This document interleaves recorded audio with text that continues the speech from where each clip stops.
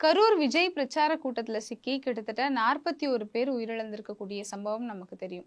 இந்த சம்பவத்துக்கு பின்னாடி இருக்கக்கூடிய அரசியல், கவனக்குறைவு இந்த மாதிரியான விஷயங்கள் எல்லாம் நிறைய பேசியாச்சு.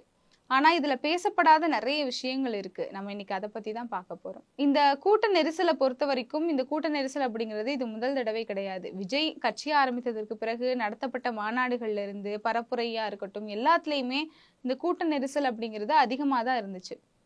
அதற்கு காரணமா பார்க்கப்படுறதும் இளைஞர்களினுடைய கூட்டம் அவருக்கு ரொம்பவே அதிகமா வருது அப்படிங்கிறது தான். பொதுவாவே ஒரு அரசியல் தலைவரை பார்க்கறதுக்கு, அவருடைய கொள்கை பேச்சை கேட்கறதுக்கு கூட்டம் கூடுறது அப்படிங்கிறது ஒரு சாதாரண விஷயம் தான். ஆனா அவர் மாலை 4 மணி 7 மணிக்கு தான் வருவாருங்கும் போது விடியற்காலை 2 மணி 3 மணிக்கே அவருக்காக காத்திருக்கிறது, முதல் நாள்ல இருந்தே அவருக்காக காத்திருக்கிறது, மாநாட்டு திடலுக்கெல்லாம் 2 நாட்களுக்கு முன்னாடி வந்துட்டு போறது, அவ்வளவு கூட்டம் வரும்னு தெரிஞ்சும் பச்சிளம் குழந்தைகளை கூட்டிட்டு வர்றது, கர்ப்பிணி பெண்கள் வர்றது, இப்படிங்கிற மாதிரியான விஷயங்கள்லாம் என்ன ஒரு மனநிலை அப்படிங்கிற ஒரு கேள்வி நமக்கு ரொம்பவே ஆழமா எழும்புச்சு இந்த சம்பவத்துக்கு பிறகு. சமூக வலைதளங்கள்லயும் நிறைய பேர் இந்த விஜய் ரசிகர்களை அவங்க இன்னும் அரசியல் படுத்தப்படாம இருக்காங்க, இன்னும் அவங்க ரசிகர்களா மட்டும்தான் இருக்காங்க, அதனாலதான் இவ்வளவு பிரச்சனைகள் நடந்ததுக்கு அதுவும் ஒரு முக்கியமான காரணமா இருக்கு அப்படின்னு நிறைய குற்றச்சாட்டுகள் முன் வச்சதையும் நம்ம பார்த்தோம். அதுவும் ஒரு வகையில மிகப்பெரிய உண்மையான ஒரு விஷயமாக இருந்தாலும் கூட அந்த இளைஞர்கள் இப்படி மாற்றப்பட்டதற்கு, இப்படி ஆனதற்கு, அவங்க மனநிலை இப்படி இருக்கிறதுக்கு அவங்க மட்டும்தான் காரணமா அப்படிங்கிற ஒரு கேள்வி எழும்புது. இந்த இடத்துல இளைஞர்களை தாண்டி இந்த சமூகத்திற்கும் இங்க இருக்கக்கூடிய ஜனநாயக இயக்கங்களுக்கும் அரசாங்கத்துக்கும் இதுல எவ்வளவு பெரிய பங்கு இருக்கு அப்படிங்கிறத பத்தி நம்ம நிச்சயமா பேசியே ஆகணும். பொதுவா பார்த்தோம் அப்படின்னா தமிழ்நாட்டுல இந்த அரசியலுக்கும் சினிமாவுக்கும் இடையே இருக்கக்கூடிய தொடர்பு அப்படிங்கிறது நீண்ட காலமாவே இருக்கு. அது ஒண்ணும் புதுசு கிடையாது. எம்ஜிஆர்ல ஆரம்பிச்சு கருணாநிதி, ஜெயலலிதா, விஜயகாந்த் அப்படின்னு மிகப்பெரிய தலைவர்கள் தமிழ்நாட்டுல இருந்தவங்க எல்லாருமே சினிமால இருந்து அரசியலுக்கு வந்தவங்க தான். இவங்க எல்லாருமே அரசியலையும் சரி சினிமாலையும் சரி ரெண்டுலயுமே வெற்றிகரமா இயங்கினவங்க. இந்த காலகட்டத்துல புதுசா சினிமால இருந்து அரசியலுக்கு வரவங்க கூட எம்ஜிஆர் மாதிரி நான் ஆட்சி நடத்துவேன் அப்படின்னு சொல்லிட்டு தான் வராங்க. அந்த காலகட்டத்துல எம்ஜிஆருக்கு எவ்வளவு ரசிகர்கள் இருந்தாங்க அப்படிங்கிறது இப்ப இருக்கிற நமக்கே நல்லா தெரியும். அப்படி இருக்கும்போது அப்ப எம்ஜிஆர் வரும்போது எவ்வளவு கூட்டங்கள் கூடியிருக்கும், ஆனா அப்பெல்லாம் இந்த மாதிரியான சம்பவங்கள் நடக்கலையே அப்படிங்கிற ஒரு கேள்வியும் வருது. ஏன் அப்படின்னா அன்னைக்கு இருந்த மக்கள் படிப்பறிவு இல்லாதவர்களா இருந்தாலும் பாமர மக்களாக இருந்தாலும் கூட அவங்க அரசியல் நாகரிகத்தோட இருந்தாங்க, அரசியல் படுத்தப்பட்டாங்க. இப்ப எம்ஜிஆரையுமே அவர் ஒரு நடிகர்ன்றதை தாண்டி அவர் இத்தனை ஆண்டு காலமா கட்சியில செயல்பட்டாரு, அவருடைய அரசியல் கொள்கைகள், அவருடைய அரசியல் சார்ந்த பேச்சுக்கள் இதையெல்லாம் பார்த்து அவர் மேல் ஈர்க்கப்பட்டு அவர் பேச்சை கேட்கறதுக்காக வந்தவங்களா தான் இருந்திருப்பாங்க. ஆனா இந்த கரூர் சம்பவத்துல இந்த அரசியல் நாகரிகம் அப்படிங்கிறது கொஞ்சமாவது இருந்துச்சா அப்படின்னு கேட்டா நிச்சயமா கிடையாது. அப்படி இல்லாமல் போனதோட விளைவு தான் இந்த மோசமான ஒரு சம்பவம் அப்படிங்கிறது. இவங்க இந்த அரசியலுக்கு வரக்கூடிய நடிகர்களை உண்மையாகவே அவங்க சினிமால இருக்கும்போது அந்த படங்கள்ல எவ்வளவு நல்லவர்களாகவும் நேர்மையானவர்களாகவும் நடிச்சாங்களோ அதே மாதிரிதான் உண்மை வாழ்க்கையிலே இருப்பாங்க அப்படின்னு நம்ப ஆரம்பிக்கிறாங்க. ஒருவேளை உண்மையிலேயே அவங்க நியாயமானவங்களாகவும் நேர்மையானவர்களாகவும் இருந்தாலும் கூட நிஜ வாழ்க்கை எது, சினிமா வாழ்க்கை எது அப்படிங்கிறத பகுத்தறியக்கூடிய அந்த தன்மை அப்படிங்கிறது இன்னைக்கு இருக்கக்கூடிய இளைஞர்களுக்கு ரொம்பவே கம்மியா இருக்கு அப்படின்னு தான் சொல்லணும். அதனாலதான் ஒரு அரசியல் தலைவரா அவரை பார்க்காம இன்னமும் அவர் ஒரு நடிகராகவும் அவர் ஒரு தனிப்பட்ட ஒரு ஆளுமையாகவும் அவரை ஒரு தெய்வமா வழிபடக்கூடிய ஒரு ரசிக மனப்பான்மையிலேயே அந்த இளைஞர்கள் இருக்காங்க. அந்த காலகட்டத்துல படிக்காத மக்கள் இந்த மாதிரி இருந்திருந்தா கூட நம்ம படிப்பறிவு இல்லாம இருக்காங்க அப்படின்னு சொல்லலாம். ஆனா இவ்வளவு கல்வி கட்டமைப்பு, பொருளாதாரம், டெக்னாலஜி அப்படின்னு எல்லாத்துலயுமே வளர்ந்த ஒரு இடத்துல இருக்கக்கூடிய ஒரு தமிழ்நாட்டுல இன்னைக்கும் இளைஞர்கள் இப்படி இருக்காங்க அப்படின்னா இங்க இருக்கக்கூடிய அடிப்படை கல்வி முறையை நம்மளால கேள்வி கேட்காம இருக்க முடியாது. ஒரு காலகட்டத்துல 1990கள்ல பள்ளி பாடங்கள்ல குடிமையியல், வரலாறு இந்த மாதிரியான பாடங்கள்லாம் இருக்கும். அதுல இந்த சமூகம் எப்படி இருக்கு, சமூகம் சார்ந்த விஷயங்கள் குறித்து, வரலாறு குறித்து நிறைய மாணவர்கள் படிச்சு தெரிஞ்சுப்பாங்க. அது மட்டும் இல்லாம நிறைய இயக்கங்கள், பேரவைகள், மாணவர் பேரவைகள்னு நிறைய விஷயங்கள் மாணவர்களுக்கு கல்வியை தவிர்த்துட்டு இருக்கும். அது எல்லாத்துலயுமே அவங்க சேர்ந்து பணிபுரிவாங்க. நிறைய விஷயங்கள் கல்வியை தாண்டி அவங்க கத்துக்கிட்டு இருந்தாங்க. ஆனா 2010க்கு பிறகு ஸ்டெம்னு சொல்லப்படக்கூடிய சயின்ஸ், டெக்னாலஜி, இன்ஜினியரிங், மேத்தமெட்டிக்ஸ் மாணவர்கள் இந்த 4 விஷயங்களுக்குள்ள மட்டுமே மூழ்கடிக்கப்பட்டிருக்காங்க. மார்க் தான் ரொம்ப முக்கியம், பெர்சன்டேஜ் முக்கியம், எல்லா பொதுத் தேர்வு, நுழைவுத் தேர்வு இப்படி எல்லாத்துக்குமே பயிற்சி மையங்கள் அங்கங்க திறந்து வைத்ததன் மூலியமா மாணவர்கள் பயிற்சி மையங்களை நோக்கி ஓட ஆரம்பிச்சிருக்காங்க. இன்னைக்கு பயிற்சி மையங்கள் இல்லாத இடமே இல்லை அப்படின்னு தான் சொல்லணும். பல பள்ளிகளே இன்னைக்கு பயிற்சி மையங்களா தான் செயல்படுது அப்படிங்கிற குற்றச்சாட்டுகளையும் நம்ம நிறைய பார்த்திருக்கோம். இப்படி இருக்கக்கூடிய சூழ்நிலையில அடிப்படை கல்வியிலேயே இந்த சமூகத்துல என்ன நடக்குது, சமூக நீதினா என்ன, மனித நேயம்னா என்ன, அரசியல்னா என்ன, இப்படி எந்த விஷயமே தெரியாம மாணவர்கள் உருவாகும் போது இந்த மாதிரியான சிக்கல்களை அவங்க சந்திக்க நேரிடுது. இதுல இன்னும் பார்க்க வேண்டிய ஒரு முக்கியமான விஷயம் என்ன அப்படின்னா, இன்னைக்கு செல்போன் அப்படிங்கிறது எல்லார் மாணவர்களுடைய கையிலயுமே இருக்கும். எல்லா வயதினருடைய கையிலயுமே இன்னைக்கு இருக்கு. இந்தியால கிட்டத்தட்ட 30% வந்து இந்த ஜென்சின்னு சொல்லப்படக்கூடிய இளைஞர்கள் இருக்காங்க. இவ்வளவு இளைஞர்களை வச்சுக்கிட்டு இன்னைக்கு ஆனா இந்தியால அதற்கான அந்த ஒரு ஈடுபாடு இளைஞர்கள் கிட்ட இந்தியாவை முன்னேற்றத்துல இருக்கா அப்படின்னு கேட்டா கிடையாது. பொருளாதார ரீதியா ஏதாவது முன்னேற்றங்கள் இவ்வளவு இளைஞர்களால நடந்திருக்கா அப்படின்னு கேட்டா கிடையாது.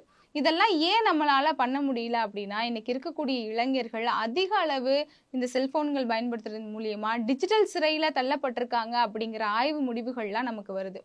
கிட்டத்தட்ட ஒரு நாளைக்கு 5 மணி நேரத்துக்கு மேல இளைஞர்களோ இல்ல சிறுவர்களோ மாணவர்களோ அந்த செல்போனை பயன்படுத்துறதுனால அவங்களுடைய கவன நேரம் அப்படிங்கிறது வெறும் 8 வினாடிகளா சுருங்கிருச்சு அப்படின்னு ஆய்வுகள் எல்லாம் சொல்றாங்க. அப்படின்னா என்னன்னா, நம்ம செல்போன்களை அதிகமா பார்த்து பார்த்து பழகுனதுனால அவங்களால கான்சென்ட்ரேட் பண்ணி ஒரு விஷயத்த படிக்கிறதுக்கோ தேடுறதுக்கோ தெரிஞ்சுக்கிறதுக்கோ அவங்களுக்கான அந்த கவனம் அப்படிங்கிறது ரொம்பவே குறைவா இருக்கு அப்படின்னு சொல்றாங்க. இன்னைக்கு இளைஞர்களோ மாணவர்கள் மட்டும் கிடையாது, இன்னைக்கு வீடுகள்ல இருக்கக்கூடிய பெரியவர்கள்லயே எத்தனை பேர் இன்னைக்கு நியூஸ் பேப்பர் படிக்கிறாங்க அப்படின்னு கேட்டா அது மிகப்பெரிய கேள்விக்குறிதான். ஏன்னா இன்னைக்கு இன்ஸ்டாகிராம், ஃபேஸ்புக் மாதிரியான சமூக ஊடகங்கள் வந்து செய்தி துணுக்குகளா செய்திகளை கொடுக்க ஆரம்பிச்சிட்டாங்க.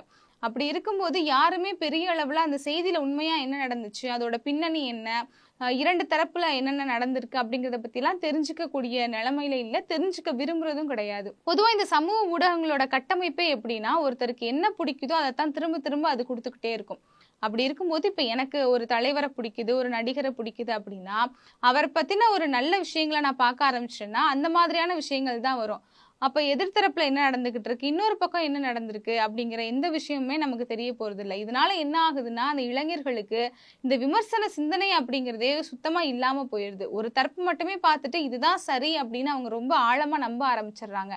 இதனுடைய விளைவுதான் இந்த ஒரு தனி நபரை கொண்டாடுறது, அவர் என்ன சொன்னாலும் கண்டிப்பா அது சரியாதான் இருக்கும் அப்படின்னு கண்மூடித்தனமா நம்புறது, பகுத்தறிவு இல்லாம அதை பகுத்து பார்க்க தெரியாத ஒரு நிலைமையில போய் இளைஞர்கள் சிக்கி கொண்டு தவிக்கிறது, இது எல்லாமே நடக்குது. சரி, மாணவர்களுக்கு ஏற்படக்கூடிய இந்த பிரச்சனைகளுக்கு எல்லாம் முக்கிய காரணங்களா இருக்கிறது வெறும் கல்வியும் டிஜிட்டல் பிரச்சனைகளும் அரசாங்கத்தினுடைய குறைபாடுகளும் மட்டும்தானா அப்படின்னு கேட்டா நிச்சயமா கிடையாது. இது எல்லாவற்றிற்கும் ஒரு அடிப்படையான ஒரு பிரச்சனை எங்க இருந்து ஆரம்பிக்குது அப்படின்னா குடும்பங்கள்ல இருந்துதான். ஒரு குழந்தையினுடைய முதல் பாடசாலை அப்படின்னு குடும்பங்களை தான் சொல்லுவாங்க. ஏன்னா குழந்தை பள்ளிக்கு போறதுக்கு முன்னாடியே குடும்பங்கள்ல நிறைய விஷயங்களை கொஞ்சம் கொஞ்சமா கத்துக்கிட்டதுக்கு பிறகுதான் அவங்க பள்ளியில போய் கத்துக்குவாங்க. நிறைய சமூக விஷயங்களை பள்ளியில சொல்லி கொடுக்காத விஷயங்களை வந்து நல்லொழுக்கங்களையும் இந்த மாதிரி விஷயங்களெல்லாம் தினசரி வாழ்க்கையில பெற்றோர்கள் சொல்லி தருவாங்க அப்படிங்கிறது தான் நம்மளுடைய ஒரு நம்பிக்கை.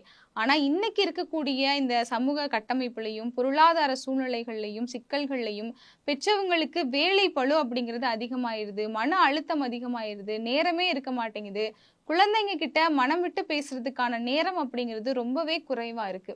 அப்படியே நேரம் கிடைத்தாலும் கூட ஓடிடி மாதிரியான தளங்கள் இருக்கிறதுனால வீடுகள்ல நேரம் கிடைக்கும் போது ஒரு நல்ல படம் பார்க்கலாம் அப்படிங்கிற ஒரு மனநிலைமைக்கு போயிடுறாங்க.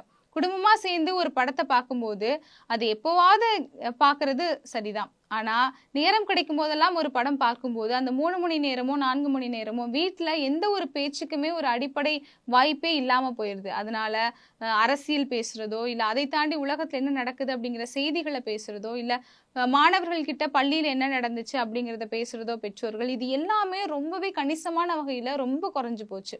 அப்படி இருக்கும்போது அந்த குழந்தைகள் அவங்க சினிமாக்களை பார்த்து வளர்றதுனால அந்த ஹீரோக்கள் சொல்றதுதான் கரெக்டான விஷயம், இந்த விஷயங்கள்ல அவர் அந்த படத்துல சொல்லியிருந்தாரே அப்ப அது கரெக்டா தான் இருந்திருக்கும், அவர் செய்யறதுதான் கரெக்டா இருக்கும் அப்படின்னு அந்த தனி நடிகர்களை பார்த்து பார்த்து வளரும் போது பிற்காலத்துல அவங்கதான் சரியான ஒரு ஆள் அப்படிங்கிற ஒரு மனநிலைமைக்கு இவங்க தள்ளப்படுறாங்க. அதே மாதிரி அரசியலுக்கு வரக்கூடிய அந்த சினிமா நடிகர்களா இருந்தாலும் சரி, தனிநபர்களாக இருந்தாலும் சரி, அவங்க தன்னை ஒரு ஆளுமையா வளர்க்கறதுக்கு முயற்சி பண்றாங்களே தாண்டி, அந்த இளைஞர்கள எப்படி அரசியல் படுத்தலாம்? நமக்கு பின்னாடி எந்த மாதிரியான இளைஞர்கள் இருக்காங்க? அவங்கள எப்படி சரிப்படுத்துறது? இந்த ஒரு நிலைப்பாட்டுக்கு அவங்க வர்றதே கிடையாது. இந்த மாதிரியான பிரச்சனைகள் எல்லாம் இருக்கு அப்படிங்கிறது நமக்கு நல்லாவே தெரியுது. இதெல்லாம் எப்படி சரி செய்யறது அப்படின்னு பார்த்தோம்னா, நம்ம ஏற்கனவே சொன்ன மாதிரி அடிப்படையா குடும்பங்கள்ல இருந்து நம்ம மாற்றங்கள கொண்டு வரணும். குடும்பங்கள்ல பேசக்கூடிய நேரம் அதிகரிக்கணும். அரசியல் குறித்தான புரிதல்கள குழந்தைகளுக்கு பெற்றோர்கள் சொல்லிக் கொடுக்க ஆரம்பிக்கணும். வீடுகள்ல ஒரு நல்ல முறையிலான விவாதங்கள் எழும்பணும். இதெல்லாம் நடக்கணும். அது மட்டும் இல்லாம பள்ளி கல்விகள்ல ஏற்படக்கூடிய இந்த பிரச்சனைகளை தீர்க்கிறதுக்கு ஒவ்வொரு அரசாங்கமும் அந்த குழந்தைகள் மீது அக்கறை எடுத்து, மாணவர்கள் மீது அக்கறை எடுத்து, நல்ல நல்ல திட்டங்கள் எல்லாம் புகுத்தணும். குழந்தைங்களுக்கு அந்த படிப்புல வெறும் பாடக்கல்வியை மட்டும் கொடுக்காம, அதை தாண்டி இந்த சமூகத்துக்கு எந்த மாதிரியான ஒரு இளைஞர்களா அவங்க உருவாகணும் அப்படிங்கிறத அந்த குழந்தைகளுக்கு சொல்லி கொடுக்கணும். இதையெல்லாம் பின்பற்றினாதான் உண்மையாகவே இந்த சமுதாயம் ஒரு நல்ல சமுதாயமா அமையும். இந்த நாடு ஒரு உண்மையான ஜனநாயக நாடாவும் மாறும்.